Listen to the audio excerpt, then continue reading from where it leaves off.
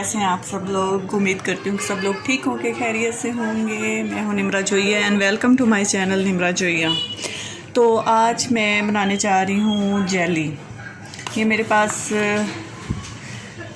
रिफॉन की जेली है और ये आज मैं बनाऊंगी। और ये बना के आप कस्टर्ड वगैरह के लिए भी यूज़ कर सकते हैं और इसके अलावा बच्चों के लिए भी आप इसको बना सकते हैं, बच्चों को दे सकते हैं।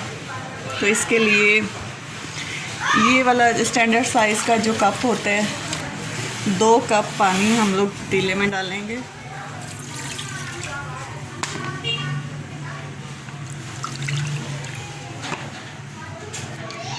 ये 2 कप पानी हमने ऐड कर दिया। ये थोड़ा पानी गर्म होगा तो मैं इसमें जेली डाल दूँगी।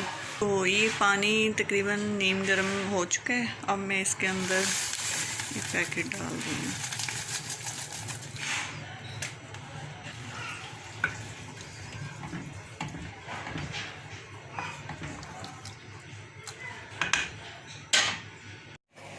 ये जो हमारी जेली है वो तैयार हो चुकी है।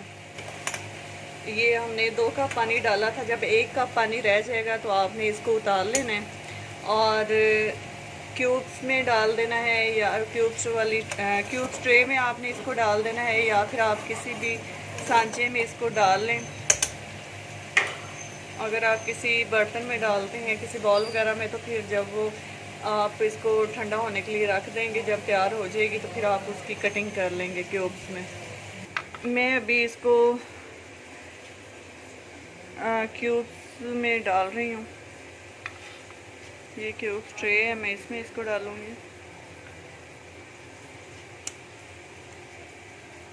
इसे क्यूब ट्रे में डाला है ताकि इजीली मैं इसको निकाल सकूं। 20 मिनट के लिए आप इसको रूम टेम्परेचर पे रखना है। उसके बाद आप इसको फ्रिज में रख सकते हैं, फ्रीज़र में नहीं रखना। ये हमारी जेली तैयार हो चुकी है। आप बच्चों को भी खिला सकते हैं, आप सर्विंग के लिए भी इसको यूज़ कर सकते हैं कस्टर्ड वगैरह के साथ।